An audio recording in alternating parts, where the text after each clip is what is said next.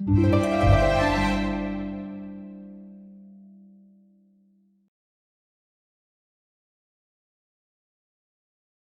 Friends, मैं हूं doctor नवीन अग्रवाल। मैं एक इंटरवेंशनल कार्डियोलॉजिस्ट और आज एक इंपॉर्टेंट और प्रैक्टिकल टॉपिक पर बात करेंगे। आज बात करेंगे कार्डियक पेन के इवैल्यूएशन के बारे में। बेसिकली 3 कैटेगरीज में डिवाइड करेंगे: major heart attack, minor heart attack और स्टेबल चेस्ट पेन, यानी ब्लॉकेजेस का रिलेटेड पेन कैसा होता है, कैसे उसे डिफ्रेंशिएट करें फ्रॉम नॉन कार्डियक पेन या मस्कुलर पेन या एसिडिटी रिलेटेड पेन से कैसे डिफ्रेंशिएट करें, उस बारे में बात करेंगे।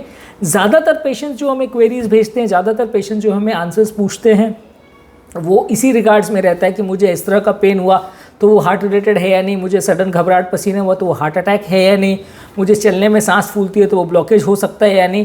तो यही कॉमन कन्फ्यूजन्स होते हैं जिस बारे में आज बेसिकली बात करेंगे। हमने ऑलरेडी चेस्ट पेन इवैल्यूएशन के बारे में, एसिडिटी और हार्ट रिलेटेड पेन में डिफरेंस के बारे में सेपरेट वीडियोज़ किया है, जो कि आप मेरे चैनल पर देख सकते हैं।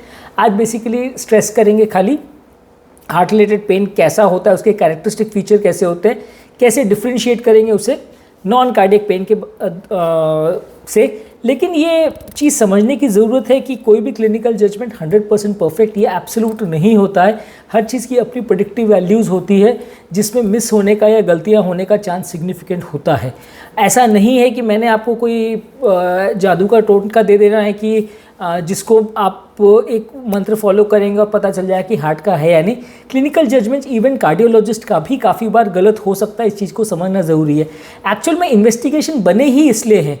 इन्वेस्टिगेशन करने का मतलब ही क्या है? अगर सब कुछ आपको अगर जजमेंट से ही पता चल जाए। पुराने ज़माने में लोग कहते हैं कि लोग नाड़ी देखकर बीमारियों का बता देते थे और पल्स देख के सब समझ जाते थे, पर ये सब चीज़ों कहीं सी नहीं बातें। इन सब चीज़ों की बहुत प्रेडिक्टिव वैल्यू नहीं है, क्योंकि बहुत सारी कॉम्प्लेक्स डिजीज़ है जिसके बारे में आप कुछ भी नहीं बता सकते। अगर आप बेसिक सिर्फ क्लिनिकल इवैल्यूएशन करोगे या पेशेंट की सिर्फ हिस्ट्री सुनोगे या पेशेंट को खाली पल्स देखोगे या ईसीजी या ऑस्कल्टेट करोगे बिना इन्वेस्टिगेशन के। अब ऑब्वियसली हार्ट अटैक है तो उसको कंफर्म करने के लिए तो ईसीजी लगेगा। आप कितना भी ऑस्कल्टेट कर लो, आप कितना भी हिस्ट्री सुन लो या कितना भी ईसीजी कितना भी पल्स देख लो, आपको वो तो नहीं पता चलेगा। तो हर चीज़ की अपनी एक प्रेडिक्टिव वैल्यू होती है, हर चीज़ की अपनी एक इंपॉर्टेंस होती है। ऐसा नहीं है कि इन्वेस्टिगेशन अवेलेबल है तो हम हिस्ट्री को भूल जाएं, या ऐसा नहीं है कि इन्वेस्टिगेशन अवेलेबल है तो हम ऑस्कल्टेशन को भूल जाएं या पेशेंट का बेसिक क्लिनिकल इवैल्यूएशन को भूल जाएं। तो हर चीज़ की अपनी एक पर्सनल वैल्यूज़ रहती हैं जिसके हिसाब से हम डिसाइड कर पाते हैं कि व्यक्ति की जो हिस्ट्री है उसमें हमें आगे इन्वेस्टिगेशन करने की ज़रूरत है भी या नहीं, और अगर इन्वेस्टिगेट करना है तो फिर कितना अग्रेसिवली करना है। जिन लोग में रिस्क फैक्टर्स ज़्यादा होते हैं या प्रॉब्लम्स होने का चांस ज़्यादा होता है या सिम्टम्स टिपिकल लगते हैं, उसमें हम उनको एंजियोग्राफी भी करने को बोलते हैं। और जिसमें लगता है कि यार बहुत ही कम चांस है इसमें प्रॉब्लम होने का, ये 99% ये नॉन कार्डियक ही लग रहा है, वहाँ पे हम उनको सिर्फ बेसिक ईसीजी या ट्रेडमिल करने को देखते हैं। बहुत यंग पेशेंट हो तो ट्रेडमिल भी नहीं कराते। अगर मिडिल एज का पेशेंट हो जिसमें एक आध कोई रिस्क फैक्टर हो, पेन में थोड़ा बहुत रूल आउट करने जैसा हो या सांस वास फूलने का भी प्रॉब्लम हो, तो वहाँ ट्रेडमिल इको करते हैं। तो ये बेसिक डिफ्रेंशिएशन करने के लिए बेसिक एक क्लिनिकल अंडरस्टैंडिंग होना ज़रूरी है। तो आज उन्हीं पॉइंट्स पर बात करेंगे कि कैसे हम डिफ्रेंशिएट करें हार्ट का पेन और नॉन कार्डियक पेन में कैसे डिफ्रेंशिएट करें। ये टॉपिक काफ़ी इंटरेस्टिंग और प्रैक्टिकल यूटिलिटी का होगा। ज़्यादातर लोगों के क्वेरीज कमेंट्स जो आ रहे हैं वो इससे ही रिलेटेड आ रहे हैं, इसलिए आई वुड रिक्वेस्ट कि इसे एंड तक देखें। जो लोग हमारे चैनल पे नए हैं उन्हें रिक्वेस्ट करूँगा चैनल को सब्सक्राइब करें। ऐसा करने से हमें चैनल को कंटिन्यू करने के लिए मोटिवेशन और इंस्पिरेशन मिलती है। जो लोग इस कंटेंट को इंग्लिश भाषा में देखना चाहते हैं उनके लिए डॉक्टर नवीन अग्रवाल कार्डियो केयर इंग्लिश करके अपने चैनल स्टार्ट किया है, उसे वो सब्सक्राइब कर सकते हैं। और इंटरनेशनल व्यूअर्स भी उस चैनल को सब्सक्राइब कर सकते हैं ताकि सेम कंटेंट उन्हें इंग्लिश भाषा में मिल जाए। आते हैं आज का टॉपिक पर। आज का टॉपिक है हार्ट अटैक के सिम्टम्स क्या होते हैं और हार्ट अटैक का पेन कैसा होता है, ब्लॉकेज का पेन कैसा होता है, कैसे उसे डिफ्रेंशिएट करें मस्कुलर पेन से या दूसरे नॉन कार्डियक पेन से। डिफ्रेंशिएशन हर एक पेन से करना अपने आप में एक बड़ा टॉपिक है, सेपरेट टॉपिक है, इसलिए इसको सारे चीज़ों के बहुत ज़्यादा डिटेल में नहीं जा पाएंगे, नहीं तो सारा टॉपिक बहुत लंबा हो जाएगा। पर फिर भी हम कोशिश करेंगे कि आपको एक बेसिक असेसमेंट देने का कि हार्ट का पेन कैसा होता है और हार्ट अटैक का पेन कैसा होता है। पहले स्टार्ट करेंगे हार्ट अटैक के पेन से। हार्ट अटैक का पेन बेसिकली हम बात करेंगे अगर किसी को हार्ट अटैक कब होता है, जब नली 100% बंद हो जाए। वैसे पेशेंट को बैठे बैठे भी पेन होगा। ब्लॉकेज वाले पेन और हार्ट अटैक वाले पेन में ये डिफरेंस है। ब्लॉकेज वाले पेन में व्यक्ति को ज़्यादातर केस में चलने फिरने में सांस फूलेगी, चलने में घबराहट होगा, चलने में छाती में दर्द होगा। ब्लॉकेज जब हार्ट अटैक में कन्वर्ट हो जाता है, नली 100% बंद हो जाती है, तो ये पेन रेस्टिंग पे होने लगता है। ऐसा ज़रूरी नहीं है कि हर आदमी जिसको हार्ट अटैक हो उसी को रेस्टिंग पेन हो। लेकिन ज़्यादातर केस में ऐसा माना जाता है कि अगर नली 100% जब तक बंद नहीं होती, थोड़ा बहुत भी ब्लड सप्लाई जा रहा है, तब तक उतना रेस्टिंग में पेन नहीं होता। क्योंकि अगर 90-95% भी ब्लॉकेज होता है तो 2-5% भी अगर ब्लड अंदर जा रहा है तो टिश्यू सड़ना चालू नहीं होता। टिश्यू जब डैमेज होना चालू होता है तो उसमें लैक्टिक एसिड बनना चालू होता है, क्योंकि उसका ऑक्सीजन सप्लाई बंद हो जाता है। वो लैक्टिक एसिड ब्रेन के सेल्स को स्टिमुलेट करता है, जिसकी वजह से ब्रेन को मैसेज जाता है कि वहाँ पेन हो रहा है। तो अगर 95% भी ब्लॉकेज हो तो एटलीस्ट व्यक्ति को बैठे बैठे में काम चलता रहे, इतना ब्लड मिलता रहता है मोस्ट केसेस में। अगर मल्टीपल नलियों के ब्लॉकेजेस हो, बाकी नलियों की भी हालत ख़राब है, तो हो सकता है रेस्टिंग में भी पेन हो। पर ज़्यादातर प्रैक्टिकली आप मान सकते हैं कि 90 या 95% लेवल तक व्यक्ति का काम चलता रहता है। नॉर्मल लाइफ नहीं चलती, काम चलता रहता है, ज़िंदगी चलती रहती है। वैसा वाला मामला कि अगर आपकी रोटी की रिक्वायरमेंट 10 है और मैंने आपको 1 रोटी दिया तो आप ज़िंदा रह सकते हैं, लेकिन आपकी हेल्थ नहीं मेंटेन रहेगी, आप स्टेबल नहीं रहोगे, हेल्दी नहीं रहोगे, लेकिन हाँ ज़िंदा रहोगे। तो वैसा वाला हाल है कि थोड़ा बहुत सप्लाई काम चलता रहता है। तो पेन अगर रेस्टिंग में हो रहा है तो वो हार्ट अटैक को इंडिकेट करेगा। नॉन कार्डियक पेन में भी रेस्टिंग में होता है, पर मेजर हार्ट अटैक की बात कर रहा हूँ यहाँ पे। इसमें पेन में टिपिकल ये फीचर होगा कि ये 5 मिनट से लेके 30 मिनट, या अगर बड़ा हार्ट अटैक है तो 2 से 3 घंटे 4 घंटे तक लास्ट करेगा। कुछ लोग ऐसा बोलते हैं कि सब 5 सेकंड के लिए पेन हुआ या 5 दिन से पेन हो रहा है। ये दोनों ही पेन हार्ट रिलेटेड होने का चांस बहुत कम है, क्योंकि हार्ट पेन का एक typical duration, onset of action, duration और विड्रॉल फेज ऐसा टाइप रहता है कि चालू 5-7 मिनट में होगा, चलेगा आधा 1 घंटा और फिर धीरे धीरे करके 1-1.5 घंटे 2 घंटे के बाद सबसाइड करेगा। कुछ में 5 से 6 घंटे भी चल सकता है अगर मैसिव हार्ट अटैक और ट्रीटमेंट ना मिले तो। पर कंटिन्यू कई दिन तक चलता रहेगा, वो भी हार्ट के पेन के लिए अनलाइकली है। और कुछ सेकंड्स के लिए 15-20 सेकंड्स के लिए पेन और फिर चला जाए, वो भी हार्ट पेन के लिए अनलाइकली है। नेक्स्ट इसमें ये है, ये पेन जो है जलन भी हो सकती है। ज़्यादातर ये पेन में व्यक्ति को सेंस ऑफ सफोकेशन होगा कि बहुत तेज़ दम घुट रहा है, वैसा वाला सेंसेशन होगा। अगर आपको छाती में भारीपन लग रहा है, दम घुट रहा है, गला कोई दबा रहा है, वैसा सेंसेशन लग रहा है, तो डेफिनेटली आपको हार्ट के लिए इवैल्यूएट करना चाहिए, क्योंकि ये पेन हार्ट के पेन को ज़्यादा पॉइंट करेगा, उसकी तरफ इंडिकेट करेगा। सफोकेशन का वो सेंसेशन थोड़ा हार्ट के लिए ज़रूरी है। पैनिक अटैक में भी ऐसा हो सकता है, लेकिन पैनिक अटैक सेपरेट टॉपिक है, उसके बारे में सेपरेट वीडियो करेंगे। पैनिक अटैक में भी ऐसा सेंस ऑफ घबराहट और डर लगना या दम घुट रहा है वैसी फीलिंग हो, ऐसा हो सकता है। लेकिन हार्ट अटैक के लिए ऐसे पेशेंट को एटलीस्ट इवैल्यूएट तो आपको करना पड़ेगा। दूसरा चीज़ ये है कि छाती में जलन भी हो सकती है। छाती में जलन हो रही है तो आपको एसिडिटी से डिफ्रेंशिएट करना पड़ेगा। एसिडिटी में अगर छाती में जलन हो रही है तो ज़्यादातर फूड से रिलेटेड होगा, तो उसमें चलने फिरने पर कोई जलन बढ़ेगी नहीं। पर हार्ट के पेन में चलने फिरने पर जलन बढ़ेगी, सांस फूलेगी, घबराहट होगा, पसीना होगा, पेन बाएं हाथ की तरफ जाएगा। पर ऐसा ज़रूरी नहीं है कि पेन बाएं हाथ को ही जाए, गले से लेकर तक, नाभि तक, दोनों शोल्डर, पीठ में, कहीं पे भी हार्ट का पेन हो सकता है। रेयर केस में इवन सर में भी हो सकता है, पेट में भी हो सकता है, पर यूजली नाभि के नीचे नहीं जाता, क्योंकि हार्ट के पेन का जो डर्मेटोम जो है, यानी कि ब्रेन में क्या है, एक पर्टिकुलर एरिया के लिए एक नर्व फाइबर सेपरेट नहीं होता, ब्रेन एरियाज में डिवाइड करके चलता है पूरे बॉडी को, कि ये एरिया के लिए ये नर्व फाइबर, वो एरिया के लिए वो नर्व फाइबर। उस एरिया में अगर कोई भी नर्व फाइबर स्टिमुलेट हो, चाहे वो हार्ट की वजह से हो, चाहे इसोफेगस की वजह से हो या पेट की वजह से हो, ब्रेन को मैसेज जाता है कि इस एरिया में कुछ गड़बड़ है, यहाँ पे चेक कर लो। तो ब्रेन के लिए हर जगह का जो नर्व फाइबर है वो सेपरेट नहीं है, इसलिए ब्रेन को अगर हार्ट अटैक हो तो गले से लेकर नाभि तक और दोनों शोल्डर में या पीठ में कहीं पे भी पेन हो सकता है। आइसोलेटेड अगर राइट साइड का पेन हो रहा है तो वो हार्ट का नहीं हो सकता, ऐसा नहीं है, वो भी हार्ट का हो सकता है, उसको इवैल्यूएट आपको करना पड़ेगा। बस ये है कि बाकी फीचर्स कैसे हैं वो सब चीज़ों को भी आपको समझना पड़ेगा, कि सांस फूल रही है कि नहीं, घबराहट हो रहा है कि नहीं, पसीना हो रहा है कि नहीं, ये सारी चीज़ों की इंपॉर्टेंस है। पसीना की अगर हम बात करें तो पसीना अगर माथे पे 2 बूंद पसीना है तो उसकी इतनी इंपॉर्टेंस नहीं है। हार्ट अटैक के पेशेंट में जो पसीना आता है उसमें पूरे कपड़े भीग जाते हैं, इतने भीग जाते हैं बिना कारण के, कि गर्मी नहीं है, एसी चल रहा है, फिर भी आदमी को तेज़ पसीना आ रहा है बैठे बैठे में, तो या चलने फिरने में, तो वो हार्ट के लिए पॉइंट करेगा। हालांकि ये श्योर शॉर्ट क्राइटेरिया नहीं, वन ऑफ द फीचर्स है। थायराइड वगैरह की प्रॉब्लम में भी ऐसा हो सकता है। इसके बाद सांस फूलना, बैठे बैठे में भी सांस फूलेगा, ज़रा भी व्यक्ति चलेगा फिरेगा तो सांस फूलना बढ़ जाएगा, बैठे में थोड़ा रेस्ट करेगा तो थोड़ा आराम मिलेगा। ये सब टिपिकल फीचर्स है जो हार्ट को पेन को सजेस्ट करता है, हार्ट अटैक के पेन को सजेस्ट करता है। हार्ट अटैक एक तरह से स्टेबल एंजाइना का एक एडवांस वर्जन है, कि स्टेबल एंजाइना में ये सारी चीज़ें चलने फिरने पे होती है, हार्ट अटैक में वो सारी चीज़ें बैठे बैठे पर होना चालू हो जाती है, बहुत ज़्यादा सीवियरिटी के साथ हो जाती है। ब्लॉकेज वाले पेशेंट को जब तक 80-90% जैसा ब्लॉकेज है, उसको चलने फिरने में ज़रूर सिम्टम्स होगा, लेकिन बैठे बैठे में उसको उतना ज़्यादा डिस्कम्फर्ट नहीं होगा। लेकिन हार्ट अटैक में वो सिम्टम्स साथ में होना चालू हो जाएगा। इसके अलावा किसी किसी को धड़कन बढ़े, वैसा भी फीलिंग्स हो सकती है, चक्कर आए, कमज़ोरी हो, लूज मोशन हो, वॉमिटिंग वगैरह हो, बेहोश हो जाए, ये सारे फीचर्स भी हार्ट की तरफ अटैक पॉइंट करते हैं। 15 to 20% पेशेंट्स, खासकर एल्डरली पेशेंट, डायबिटिक पेशेंट और फीमेल्स में पेनलेस हार्ट अटैक भी हो सकता है।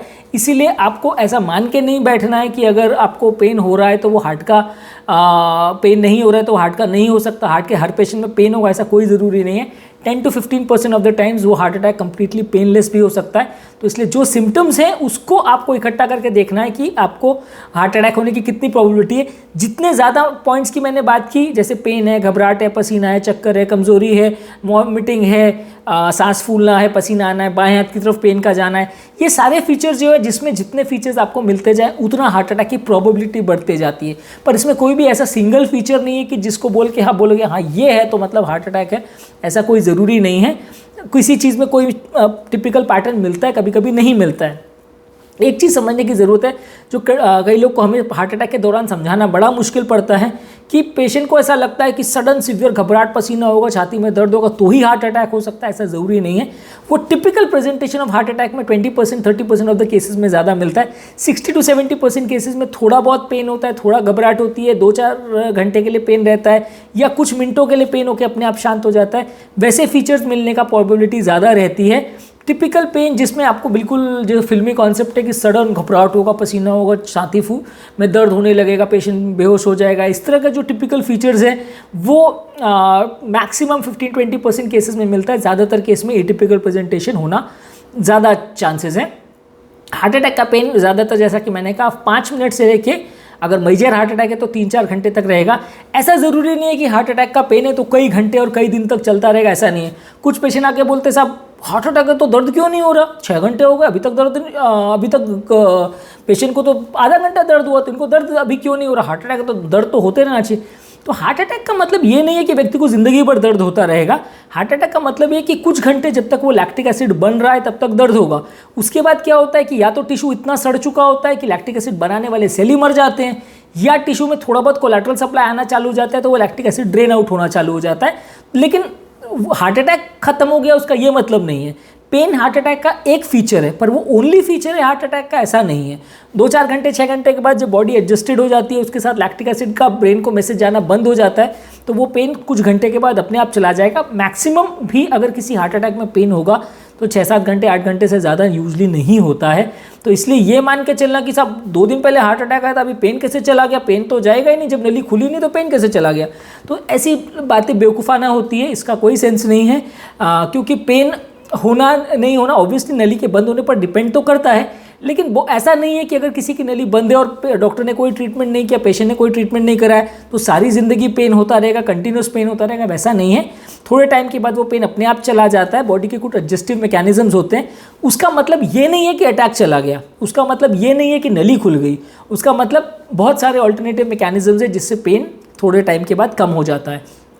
जैसे आपने सिंपल एग्जांपल देखा होगा, अगर आपको सुई लग जाए या आपको कोई चोट लग जाए, थोड़ी देर तक आपको पेन होता है, लेकिन कुछ घंटे के बाद भले घाव वहीं पर रहेगा, पेन आपको कई हफ्तों तक, महीनों तक रहेगा। अगर आपको चोट लग जाती है तो आपको हफ्तों महीनों तक पेन नहीं चलता है। आपको घाव भरने में भले कई हफ्ते महीने लग जाए, लेकिन पेन आपको कुछ घंटे रहेगा। उसके बाद थोड़ा रह के थोड़ा बहुत कभी कभार पेन हो सकता है, या आप उस चीज़ को टच करने जाएंगे तो पेन होगा। लेकिन पेन आप उसको कुछ नहीं छेड़ोगे, पट्टी मार के घाव को बंद कर दोगे तो कंटिन्यूस कई दिनों तक, हफ्तों तक पेन होता रहेगा, ऐसा नहीं होता। यूजुअली जो भी पेन है वो थोड़ी देर तक रहता है और उसके बाद अलग अलग जितना इंटेंसिटी का स्टिमुलस है उस पर डिपेंड करता है। कुछ मिनट तक भी रह सकता है, कुछ घंटे तक भी रह सकता है, डिपेंड करता है। लेकिन लाइफ लॉन्ग चलेगा या जब तक घाव नहीं भरेगा तब तक पेन होता रहेगा, ये बेवकूफ़ी भरी बात है। इस पेन में लोगों को घबराहट, बेचैनी होती है, लेकिन एंग्जाइटी न्यूरोसिस या पैनिक अटैक से इसको डिफ्रेंशिएट ऐसे कर सकते हैं कि पैनिक अटैक वगैरह में कोई पेन ज़्यादा नहीं होता, घबराहट होगी, पसीना आएगा, बेचैनी होगी, लेकिन पेशेंट को कोई सांस नहीं फूलेगी, कोई दर्द नहीं होगा, चक्कर, कमजोरी नहीं होगा, और टिपिकल हार्ट अटैक के बाकी जो फीचर्स है वो नहीं होगा। हाँ, थोड़े बहुत घबराहट और पसीने वाले फीचर्स आ सकते हैं। हार्ट अटैक के पेशेंट में इनको अर्ली डायग्नोसिस करना असेंशियल है, ज़रूरी है, क्योंकि हर 30 मिनट जो ट्रीटमेंट में डिले होता है मृत्यु का चांस 8% के हिसाब से बढ़ते जाता है, इसलिए इसको समझना समझाना ज़रूरी है। अब नेक्स्ट पार्ट पे आते हैं, स्टेबल एंजाइना यानी ब्लॉकेज के पेशेंट्स के पर बात करेंगे। ब्लॉकेज के पेशेंट में चलने फिरने पर पेन होगा, बैठे बैठे यूजली पेन अगर होता है तो हार्ट अटैक के पेशेंट में ही होता है। बैठे बैठे पेन यूजली ब्लॉकेज में नहीं होता, जब तक वो ब्लॉकेज 95 या 100% तक आसपास नहीं पहुंच जाए तब तक यूजली कम चांस है कि पेशेंट को रेस्टिंग में एंजाइना हो। रेस्टिंग एंजाइना मतलब क्लास 4 एंजाइना की कैटेगरी में आता है, तो वो तभी होता है जब मल्टीपल ब्लॉकेजेस हो और सारे ही बहुत ख़राब हो, कोई कोलैटरल सप्लाई ना आ रहा हो, तभी इतना पेन होता है। पर अदरवाइज चलने फिरने में सांस फूलना, चलने में घबराहट होना, चलने में छाती में भारीपन लगना, जिसमें बैठने पर व्यक्ति को आराम मिल जाए और वो ज़बान के नीचे रखने वाली गोली जिसे सॉर्बिट्रेट या नाइट्रेट बोलते हैं उससे भी रिलीफ मिल जाना, ये भी हार्ट के पेन की तरफ पॉइंट करता है। ये 3-4 टिपिकल फीचर्स हैं जो अगर किसी व्यक्ति में रहे तो उसके में ज़्यादातर माना जाता है कि हार्ट का पेन है।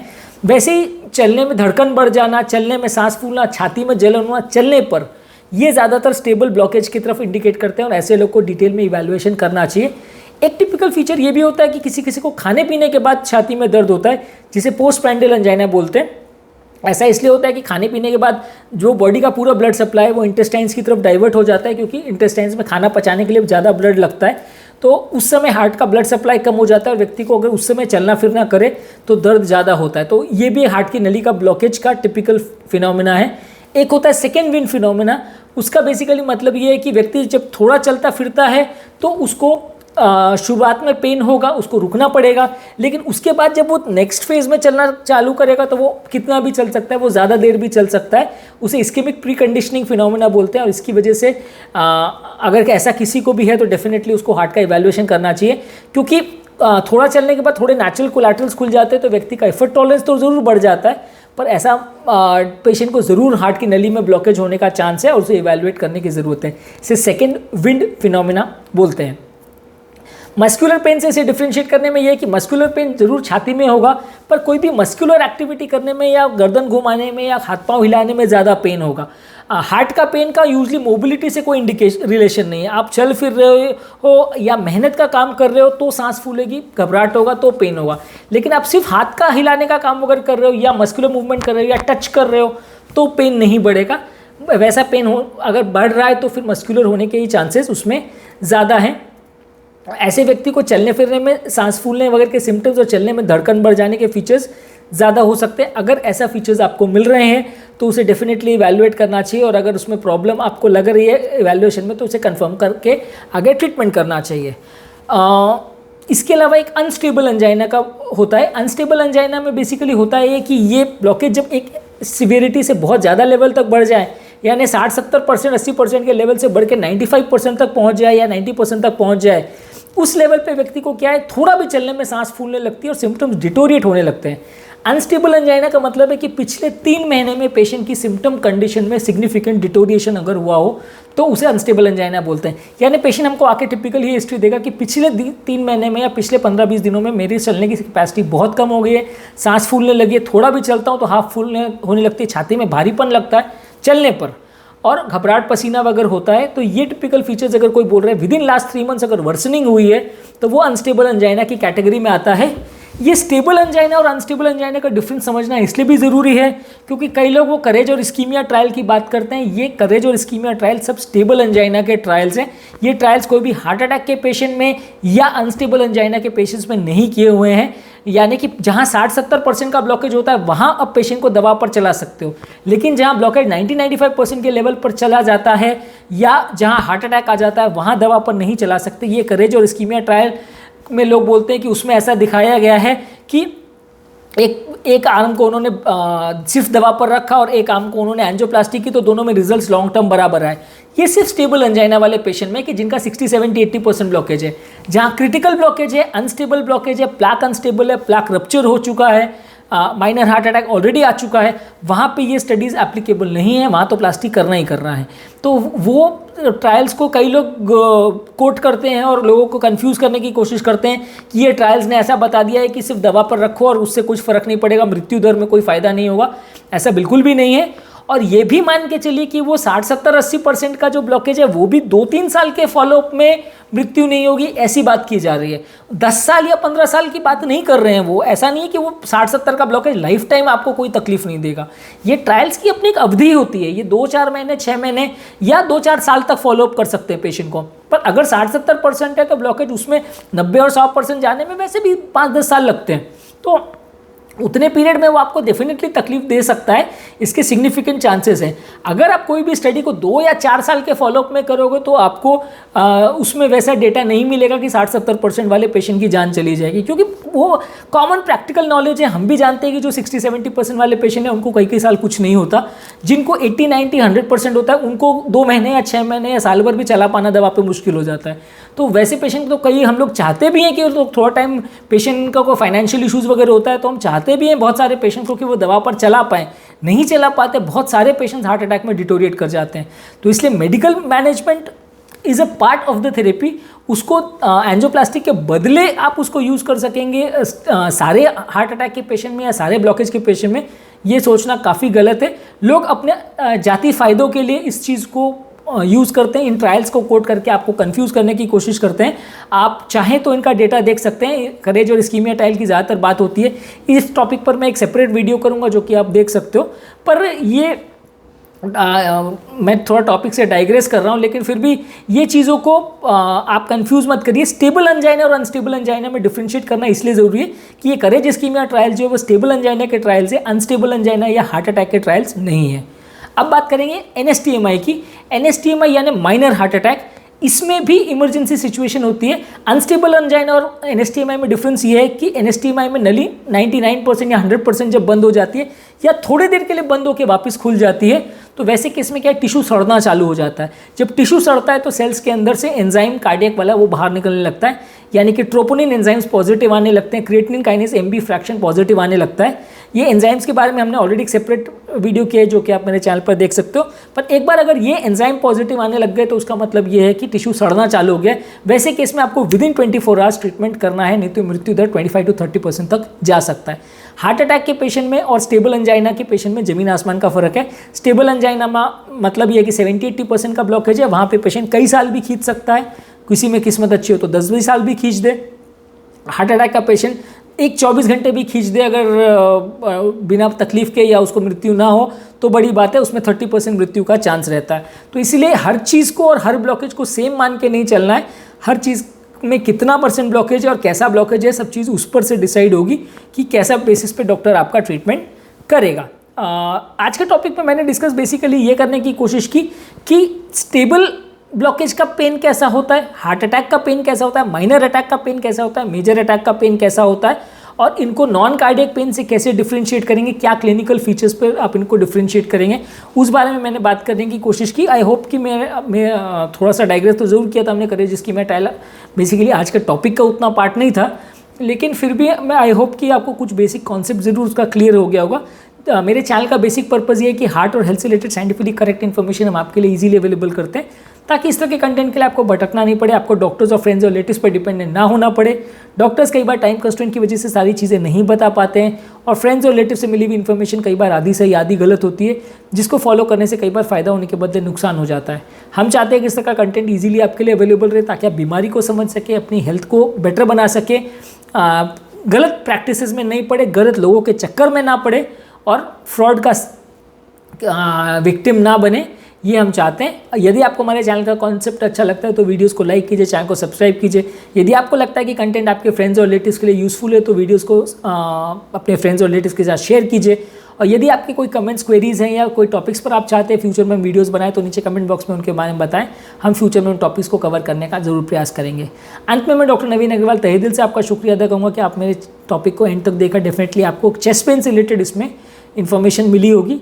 जो लोग मेरे चैनल पे नए हैं वो प्लीज़ हमारे चैनल को सब्सक्राइब करें, और जो लोग हमारे कंटेंट को इंग्लिश भाषा में देखना चाहते हैं उनके लिए जो हमने नया चैनल स्टार्ट किया है डॉक्टर नवीन अग्रवाल कार्डियो केयर इंग्लिश, उसे सब्सक्राइब करके हमारा मनोबल बढ़ाएं।